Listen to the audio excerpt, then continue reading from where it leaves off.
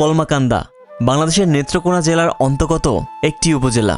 গারো পাহাড় থেকে সমতল ভূমিতে আসা কমলা ক্রয় বিক্রয়ের স্থান থেকে অঞ্চলটির পূর্বের নাম ছিল কমলাকান্দা, যা কালক্রমে কলমাকান্দায় রূপান্তরিত হয়। দূর থেকে পাহাড়গুলোকে যতই সুন্দর লাগে, কাছে গেলে তার সৌন্দর্য আরও বেড়ে যায়।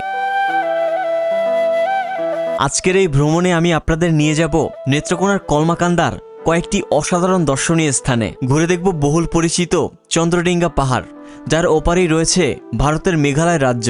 অন্যদিকে ঘুরে দেখব বঙ্গটিলা, যেখান থেকে স্পষ্টভাবে চোখে পড়ে ভারতের সীমান্ত সড়ক। ঘুরে দেখব শত বছরের ঐতিহ্য বহনকারী সাত শহীদের মাজার, পাতলার বন, আর সবশেষে ঘুরে দেখব বাংলাদেশের একমাত্র চীনামাটির পাহাড়, যা অনেকে বিরিশিরি নামেও চিনে। যারা ভিন্নধর্মী এবং অজানা প্রকৃতির সৌন্দর্য খুঁজতে ভালোবাসেন, তাদের জন্য আজকের এই ভিডিওটি। আজকের এই ভিডিওতে আপনি জানতে পারবেন কলমাকান্দা কিভাবে যাবেন, কত টাকা খরচ হবে, আর কি কি ঘুরে দেখবেন, থাকবে তার সম্পূর্ণ বিস্তারিত। তাহলে চলুন শুরু করি আজকের রোমাঞ্চকর ভ্রমণ এই কলমাকান্দাকে নিয়ে।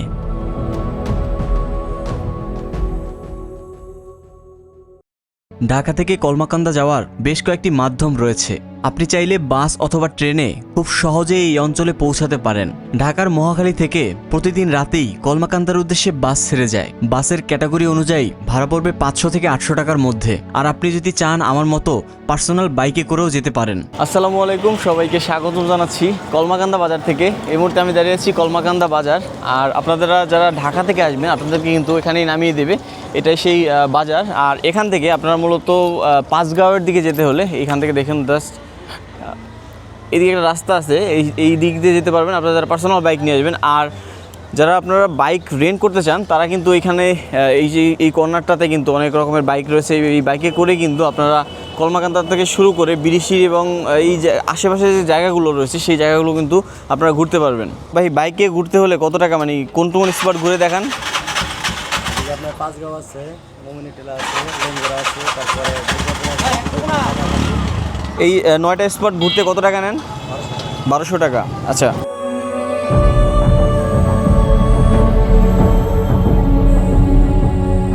তো আর অল্প কিছুক্ষণের মধ্যেই কিন্তু পৌঁছে যাবো আমাদের গন্তব্যস্থান চন্দ্রডিঙ্গা পাহাড়, যেটা দেখার জন্য এতক্ষণ কষ্ট করলাম। প্রায় 200 কিলোমিটার রাইড করলাম।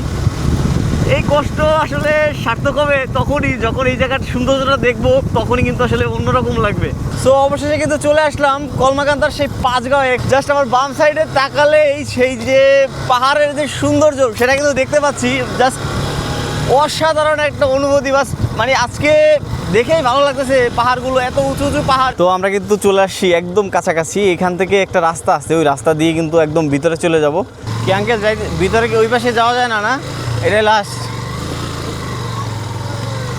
সো ফাইনালি কিন্তু চলে আসলাম সেই কলমাকান্দার যে মেইন আকর্ষণ আর কি, সেই আকর্ষণের একদম শেষ প্রান্তে। এবং এইটাই কিন্তু একদম লাস্ট যে চন্দ্রডিঙ্গা পাহাড়ের যে গন্তব্য সেটা। এবং দেখুন জাস্ট এখান থেকে মানে পাহাড়ের যে সৌন্দর্য, সেটা অতুলনীয় এবং অন্যরকমভাবে কিন্তু এখান থেকে এই পাহাড়গুলো উপভোগ করা যায়। এবং এখানে কিন্তু বেশ দেখতে পাচ্ছি অনেকগুলো দোকান আছে। দেখি আসলে দোকানগুলোতে কী কী পাওয়া যায়। বেসিক্যালি এইটার ওই পাশে কিন্তু আর যেতে দেয় না, মূলত এই পাশে নোম্যান্স ল্যান্ড, এই জন্য হয়তো বা যাওয়া যায় না। এবং আগে কিন্তু ওইখান থেকে একদম ভিতরে যে একটা বটগাছ ছিল, সেই বটগাছের দিকে যাওয়া যেত। এবং এখানে অসংখ্য পরিমাণে এখন বর্তমানে দোকান হয়েছে। দেখুন জাস্ট যে দোকানগুলোতে আপনার ইন্ডিয়ান যে পণ্যগুলো রয়েছে, সেই ইন্ডিয়ান পণ্য এবং নিত্য প্রয়োজনীয় যে জিনিসগুলো, সেগুলো কিন্তু আছে। দেখুন জাস্ট আমি এখান থেকে আমরা ওই পাশে যাই, ওই পাশে গিয়ে আপনাদের দেখাবো যে এখান থেকে যে আসলে মেইন যে চন্দ্রডিঙ্গার যে সৌন্দর্যটা, সেই সৌন্দর্যটা আপনাদেরকে একটু ওই পাশ থেকে দেখানোর চেষ্টা করবো। আপনারা কিন্তু মেইন পয়েন্ট থেকে একটু বাম দিকে আসলে কিন্তু এই যে দেখতে পাচ্ছেন পিছনে যে পাহাড়গুলো, সেগুলো ক্লিয়ারভাবে দেখতে পারবেন এবং কোনো হ্যাসেল ছাড়া। আমি আপনাদেরকে একটু জায়গাটা দেখিয়ে দিই। এটা হচ্ছে মূলত যে মসজিদটা নির্মিত হচ্ছে এটা, আর এই ভিউ স্পটটা আর কি, সেটা কিন্তু এটা। এবং এখান থেকে একটু জাস্ট বাম দিকে আসলে কিন্তু আপনারা এখান থেকে ক্লিয়ারভাবে এই পাহাড়গুলো দেখতে পারবেন। তবে দুঃখের বিষয় একটাই, যে আমরা ভিতরে ঢুকতে পারলাম না, কারণ এখানে ঢুকতে হলে আপনাদের খুব সকালে আসতে হবে, যখন বিজিবি আসলে টহলে থাকে না। তো এটা আসলে আইনত দণ্ডনীয় অপরাধ, আমি চাই না সেই আসলে আইনের বাইরে যাই। সো আপনারা যারা আসবেন অবশ্যই তার ব্যতিক্রম করবেন না, কারণ এখানে এসে তাদের একটা নীতিমালা রয়েছে, যদিও এটা নোম্যান্স ল্যান্ডের মধ্যে পড়ে, সেই জন্য কিন্তু আসলে আপনারা চাইলেও ভিতরে অতিক্রম না করাটাই ভালো। যদিও আগে এক সময় এখানকার যে ভিতরে একটা বটগাছ রয়েছে, সেই বটগাছে কিন্তু প্রবেশ করা যেত আগে একটা সময়, এখন আর এই যে একদম ভিতরে প্রবেশ করতে দেয় না। অনেকে সকালবেলা এসে এখানকার একদম যে ভিতরে একটা ঝর্ণা রয়েছে, সেই ঝর্ণা পর্যন্ত কিন্তু অনেকে যেয়ে থাকে। তো আমরা যাব না, এখন চলে যাব আমরা বঙ্গটিলার দিকে। সেই বঙ্গটিলা থেকে কিন্তু যে ইন্ডিয়াতে সৌন্দর্যটা সেটা কিন্তু ভালোভাবে দেখা যায়, এবং বঙ্গটিলা থেকে যে আমাদের বাংলাদেশের ভিউটাও কিন্তু অসাধারণভাবে উপভোগ করা যায়।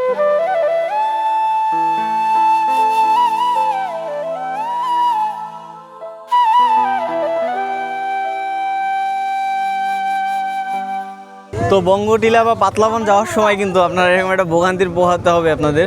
দেখুন জাস্ট এখানে একটা ছোট একটা মানে নদী বলা চলে বা খাল বলেন যেটা কেন, এটা এখান থেকে আপনার বাইকে যান বা হেঁটেই যান না কেন, এখান থেকে কিন্তু আপনার এই যে নৌকাতে করে পার হতে হবে। অল্প একটু পথ কিন্তু এখানে আসলে পার করছে 30 টাকা জন পার বাইক আর কি।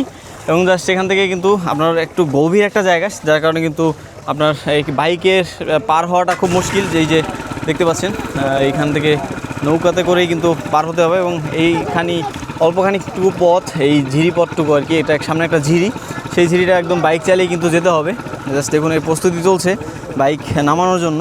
তো অনেকটা রিস্কেই পার হলাম আর কি। এখান থেকে আমার চোখের সামনেই একটা বাইক পড়ে গেল রাস্তার। তো বিশেষ করে পাঁচগাঁও থেকে আপনার বঙ্গটিলা যাওয়ার সময় যে রাস্তাটা ভয়ঙ্কর বাজে রাস্তা, এবং আপনারা অবশ্যই চেষ্টা করবেন সাবধানতার সাথে পার হওয়ার। তো আমরা এখান থেকে ওঠার পরে কিন্তু একটা ছোট্ট একটা ব্রেক দিলাম আর কি। দেখুন জাস্ট এখানে এরকম দোকান রয়েছে, এবং এই দোকানে কিন্তু ইন্ডিয়ার পার্শ্ববর্তী দেশ হওয়ার কারণে কিন্তু আপনার এখানে ম্যাক্সিমাম দোকানে কিন্তু ইন্ডিয়ান প্রোডাক্টগুলো পাওয়া যায়। দেখুন জাস্ট এখানেও কিন্তু তার ব্যতিক্রম নয়, এখানে ইন্ডিয়ার যে প্রোডাক্টগুলো রয়েছে সেগুলো কিন্তু এখানে পাওয়া যায়। এখান থেকে জাস্ট ডানে গেলেই 2 মিনিটের একটা পথ, তারপরে কিন্তু চলে যাব সেই পাতলার বনে। সো ফাইনালি কিন্তু চলে আসলাম সেই পাতলার বনে। এখানে এই জায়গাটার নাম কিন্তু পাতলার বন। আর দেখুন জাস্ট এটাই কিন্তু লাস্ট সীমানা, এবং এখানে লেখা আছে বাংলাদেশ সীমানা শেষ, অতিক্রম করা নিষেধ। এবং এখানে কিন্তু এসে মানুষজন ছবি তুলে, কারণ হচ্ছে ব্যাকগ্রাউন্ডের যে পাহাড়গুলো রয়েছে সেগুলো ইন্ডিয়ান মেঘালয়ের যে পাহাড়, সেই সৌন্দর্যটা ব্যাকগ্রাউন্ডে রেখে কিন্তু মানুষজন অনেকেই ছবি তুলছে। এবং এখান থেকে যে আমরা নদীটা পার হয়ে আসলাম, সেই নদীটা কিন্তু এখান থেকে খুব দেখা যায়। নদীর যে ওই পাশটা রয়েছে, ওই পাড়টা এটাই কিন্তু ইন্ডিয়ার সাইড, এবং বাংলাদেশি পর্যটকরা কিন্তু এখান থেকে আসলে অনেকে নেমে গোসল করতেছে। আর এই জায়গায় বেশ কিছু গাছ রয়েছে, এই গাছের সাথে অনেক সময় একটা ছবি তুললে সেই অ্যাস্থেটিক একটা ব্যাপার থাকে।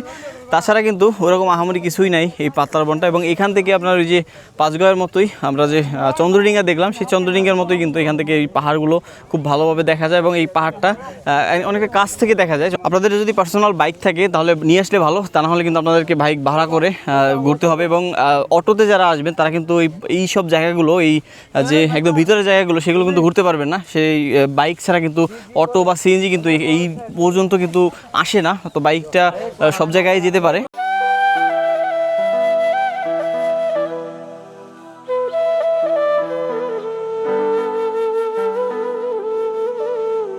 তো অনেক কষ্টের অবসান ঘটিয়ে চলে আসলাম সেই বঙ্গটিলার খুব কাছাকাছি। এই যে টিলাটা দেখতে পাচ্ছেন, এটাই সেই একমাত্র টিলা যেটা বাংলাদেশের মধ্যে পড়েছে। এখান থেকে পুরা ইন্ডিয়ার যে বর্ডার রয়েছে, সেই নোম্যান্স ল্যান্ডের যে রাস্তাটা, সীমান্ত সড়ক, সেটা কিন্তু দেখা যায় এখান থেকে।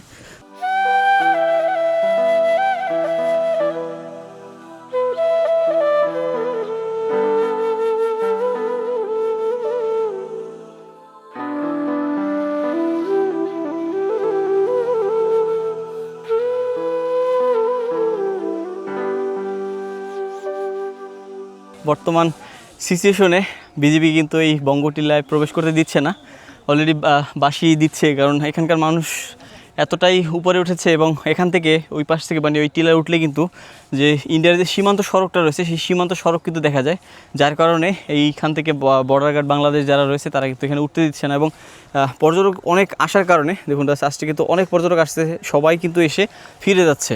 তো দুঃখের সংবাদ এটাই, আমরা উঠতে পারতেছি না। এবং এখানে কিন্তু একটা দোকান রয়েছে, এই দোকানে আপনারা রেস্ট নিয়ে তারপর কিন্তু ওইদিকে চলে যেতে পারেন দুর্গাপুরের দিকে। তো আজকে মানুষ বেশি, যার কারণে কিন্তু অনেকেই উঠতে দিচ্ছে না।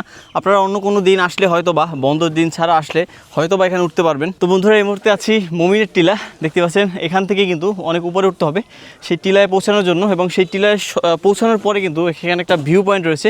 তো এখান থেকে মানুষজন পাহাড়ে উঠে, এবং পাহাড়ে উঠে কিন্তু তারপরে ভিউ পয়েন্টগুলো দেখে। তো আমরা এখন এই রাস্তা ধরে হেঁটে যাব এবং হেঁটে গিয়ে একদম উপরে উঠে আপনাদের দেখানোর চেষ্টা করব সেই সৌন্দর্যটা। এখানে একটা ন্যাচারাল গার্ডেনের একটা ভাইব পাবেন আর কি। আপনারা যারা ন্যাচারাল ভালোবাসেন, প্রকৃতি যারা পছন্দ করেন, তাদের জন্য কিন্তু এই জায়গাটা হতে পারে একটা বেস্ট একটা অপশন। একটা বিভিন্ন প্রকৃতির আসলে বিভিন্ন ধরনের কিন্তু গাছ রয়েছে এখানে, বড় বড় দানব আকৃতির কিন্তু অনেকগুলো গাছ রয়েছে। তো এখান থেকে আমরা একদম একটু উপরে যাই, উপরে গিয়ে আপনাদের দেখানোর চেষ্টা করব। আমরা যে ঢাকার যে বোটানিক্যাল গার্ডেন বা যেই গাজীপুরে ভাওয়াল রিসোর্ট যেরকম আর কি, সেরকমই কিন্তু একটা ফিল এখানে আপনারা আসলে পেয়ে যাবেন। তো এই মুহূর্তে দাঁড়িয়ে আছি মমিনের টিলার ভিউ পয়েন্টে। এখান থেকে কিন্তু একটা ভিউ দেখা যায়, যদিও এখান থেকে ক্লিয়ার না, কারণ এই গাছগুলোর কারণে স্পষ্ট কিছু ভালোভাবে দেখা যায় না। আপনারা যদি এখান থেকে একটু নামলে কিন্তু একদম যে আমরা যে নদীটা দেখলাম আর কি, যে ছোট নদীটা, সেইটা কিন্তু আপনারা এখান থেকে আরও ভালোভাবে দেখতে পারবেন। তো আপনারা যদি চান এখান থেকে নিচে নেমেও গোসলও করতে পারেন। আর এই পাশ থেকেও কিন্তু মোটামুটিভাবেই কিন্তু দেখা যায় আর কি, এই যে মেঘালয়ের পাহাড়টা। মূলত এখানকার মানুষ মানে এই কলমাকান্দা, পাঁচগাঁও, নেত্রকোনার এই ট্যুরটাতে মানুষজন এই যে মেঘালয়ের যে পাহাড়টা রয়েছে, সেই পাহাড়টা দেখার জন্যই কিন্তু আসে আর কি। তো যেখানেই যান না কেন, সেখান থেকে কিন্তু এইখানকার যে পাহাড়ের মেঘালয়ের যে ভিউ পয়েন্টটা, সেটা ভালোভাবে উপভোগ করা যায়। তো যাই হোক, আমরা এখন চলে যাব সাত শহীদের মাজার, এই পাশেই অবস্থিত, সেখানে গিয়ে আপনাদের দেখাবো।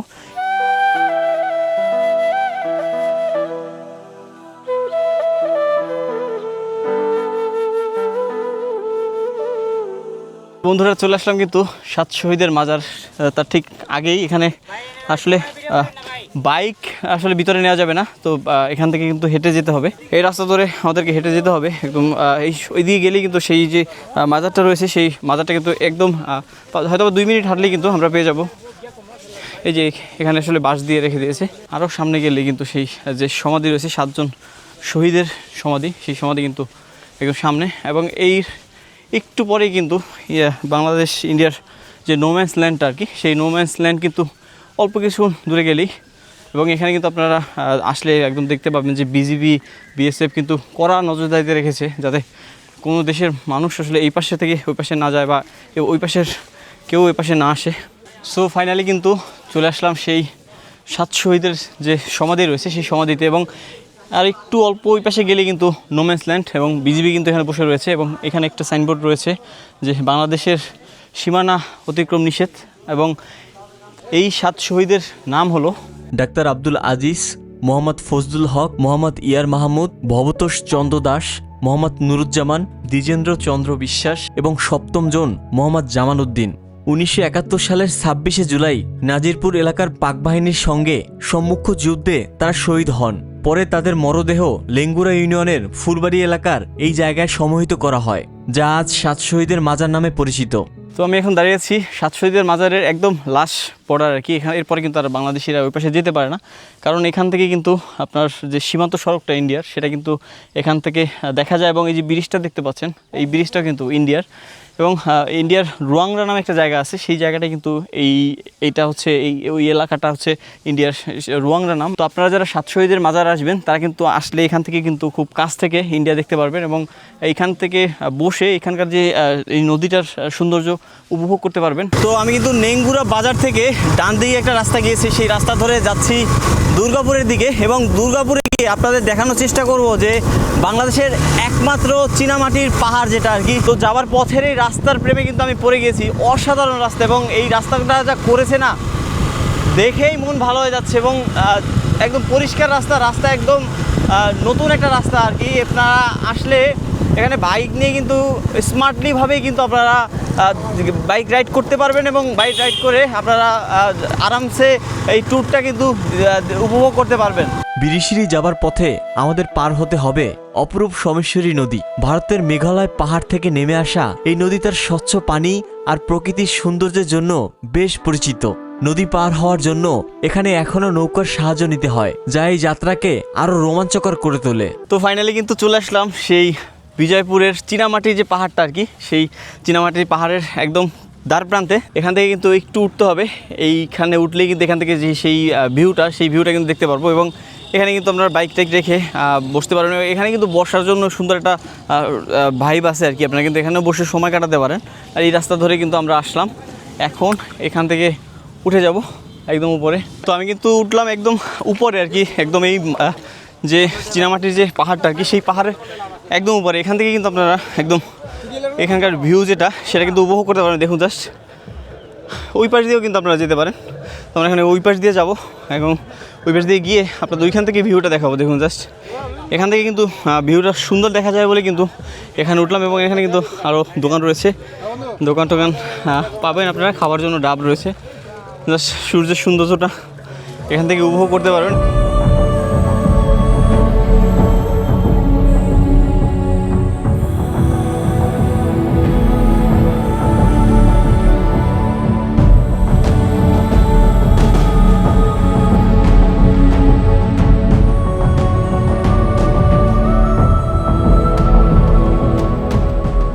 তোমার পেছনে দেখতে পাচ্ছেন, এটা কিন্তু বাংলাদেশের একমাত্র চীনামাটির পাহাড় আর কি, সাদা পাহাড় অনেকে বলে থাকে।